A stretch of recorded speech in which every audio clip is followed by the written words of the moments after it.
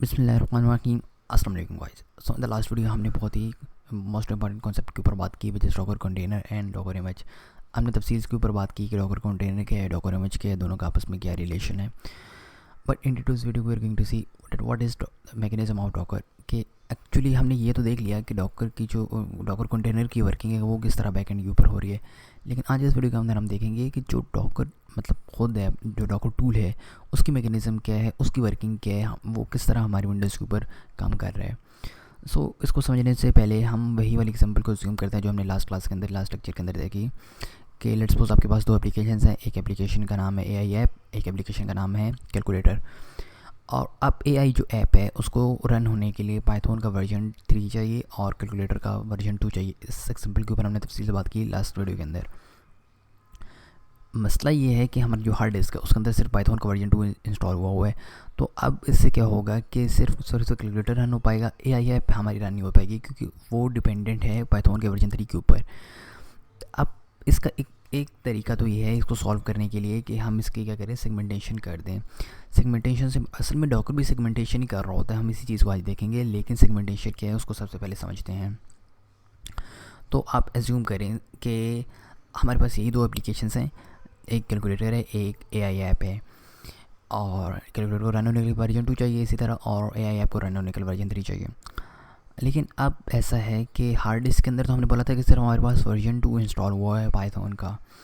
अब हम इस तरह करते हैं कि हार्ड डिस्क के अंदर सेगमेंटेशन कर देते हैं। सेगमेंटेशन से मुराद कि हार्ड डिस्क का एक पार्ट उसको उसके अंदर पाइथन का वर्जन 2 इंस्टॉल कर देते हैं और उसको बोल देते हैं कि ये वाला स्पेसिफिक एरिया ये सिर्फ और सिर्फ कैलकुलेटर के लिए रिजर्व हो चुका है। ठीक है, यानी कि एक स्पेसिफिक एरिया उसके अंदर हमने डिपेंडेंसी जो भी है लाइक पाइथन का वर्जन 2 है उसको प्लेस कर दिया, उसको इंस्टॉल कर दिया।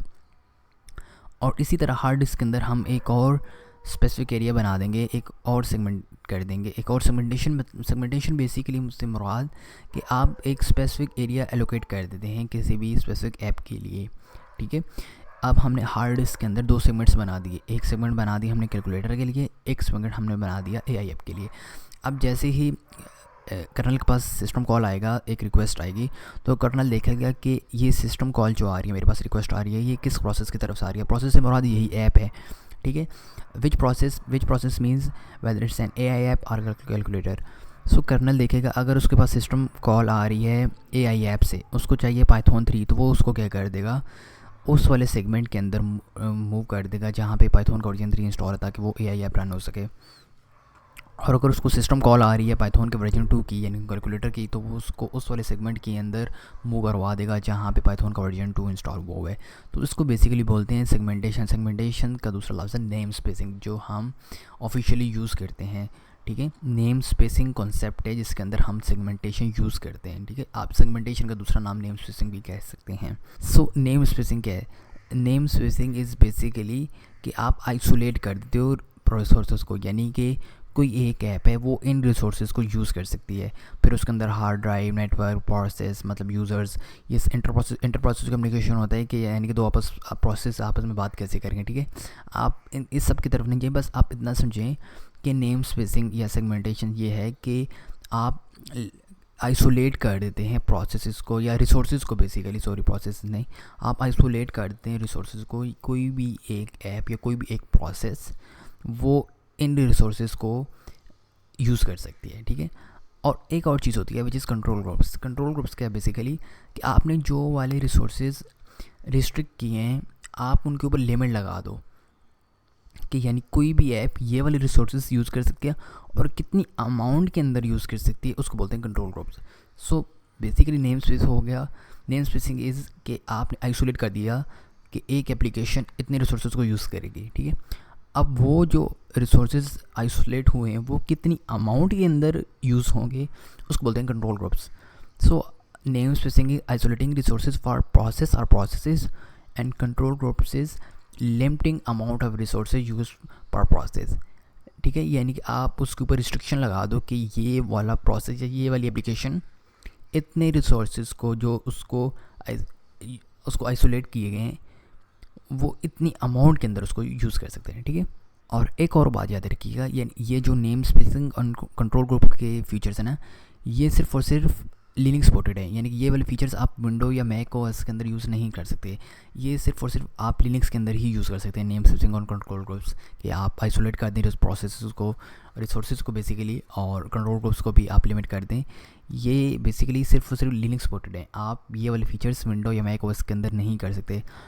लेकिन डॉकर भी तो यही वाला काम कर रहा होता है, फिर एक्चुअली में वर्किंग किस तरह हो रही होती है, डॉकर किस तरह हमारी विंडोज़ या मैक ओएस के अंदर चल रहा होता है, इसको चलिए देखते हैं। एक्चुअली सबसे पहले हमारे पास कंप्यूटर का हार्डवेयर आ गया, यही कि जो हमारे पास हार्डवेयर है उसके ऊपर हमने होस्ट ऑपरेटिंग सिस्टम इंस्टॉल किया हुआ है, यानी कि या तो विंडोज़ इंस्टॉल है या तो मैक ओएस इंस्टॉल है। इसके ऊपर जब हम डॉकर को इंस्टॉल करते हैं इंटरनेट से, यानी कि हम जो सेकंड लास्ट सेशन के अंदर भी देखा कि हम इंटरनेट से डॉकर डेस्कटॉप को डाउनलोड करते हैं। बेसिकली जब हम डॉकर डेस्कटॉप को डाउनलोड करते हैं, एक्चुअली में हम एक वर्चुअल मशीन को ही इंस्टॉल कर रहे होते हैं, ठीक है। यानी कि डॉकर डेस्कटॉप बैक एंड के ऊपर एक लिनक्स वर्चुअल मशीन है एक्चुअली के अंदर, ठीक है। और उसके ऊपर हम कंटेनर्स को रन करते हैं, यानी कि हमने डॉकर डेस्कटॉप को इंस्टॉल किया और डॉकर डेस्कटॉप के ऊपर वर्किंग करके या उसके ऊपर हम जैसे काम करते हैं उसके अंदर हम कंटेनर्स को रन करते हैं। लेकिन डॉकर डेस्कटॉप अपने अंदर एक लिनक्स की वर्चुअल मशीन है, क्योंकि मैंने अभी आपको बताया कि जो नेम स्पेसिंग और कंट्रोल ग्रुप्स हैं, डॉकर यही तो काम नेम स्पेसिंग तो कर रहा होता है कि कंटेनर्स के, यानी कि हर कंटेनर के अंदर कितना उसको हार्डवेयर चाहिए होगा, कितना उसको मतलब वो लिमिट कर रहा होता है हर चीज़ को। तो ये वाला काम तो नेम स्पेसिंग, मतलब नेम स्पेसिंग इसी को तो कहते हैं। और डॉकर ये काम कैसे कर रहा होता है, तो यही वाली चीज़ है कि डॉकर जब हम इंस्टॉल करते हैं तो बेसिकली हम एक लिनक्स की वर्चुअल मशीन इंस्टॉल करते हैं और उसके ऊपर हम कंटेनर्स को रन करते हैं। और इन कंटेनर यानी इस लिनक्स वर्चुअल मशीन का एक अपना कर्नल होता है, ठीक है। यानी कि डॉकर डेस्कटॉप के अंदर एक लिनक्स का अपना कर्नल होता है। तो उसको और मैं अगर थोड़ा सा आसान लफ्ज़ों के अंदर बयान करूँ तो बस इसी तरह समझे इसको, कि हमारे पास कंप्यूटर का हार्डवेयर है, उसके ऊपर हमने जो हमारा ऑपरेटिंग सिस्टम चल रहा है यानी विंडोज़ या मैक को, और उसके ऊपर जब हम डॉकर को इंस्टॉल करते हैं तो वो एक्चुअली डॉकर एक वर्चुअल मशीन है, ठीक है, लिनक्स की वर्चुअल मशीन है, और उसके ऊपर हम कंटेनर्स रन करते हैं। और ये जो डॉकर डेस्कटॉप है ना, ये कंटेनर्स को अलग कैसे कर रहा होता है कि इसके अंदर एक अपना एक कर्नल होता है जो लिनक्स कर्नल होता है, ठीक है। और उसके बिहाफ पे क्या हो रहा होता है कि डॉकर्स इन कंटेनर को मैनेज कर रहा होता है, ठीक है, क्योंकि वो एक लिनक्स वर्चुअल मशीन है और यही वाला जो लिनक्स का कर्नल होता है ये नेम स्पेसिंग को इनेबल करता है, उसको सपोर्ट करता है, ठीक है। तो ये एक्चुअली वर्किंग है डॉकर की, और ये चीज़ आप अपनी मशीन के अंदर देख भी सकते हैं। लाइक मैं यहाँ से अपना डॉकर डेस्कटॉप सबसे पहले ओपन करता हूँ।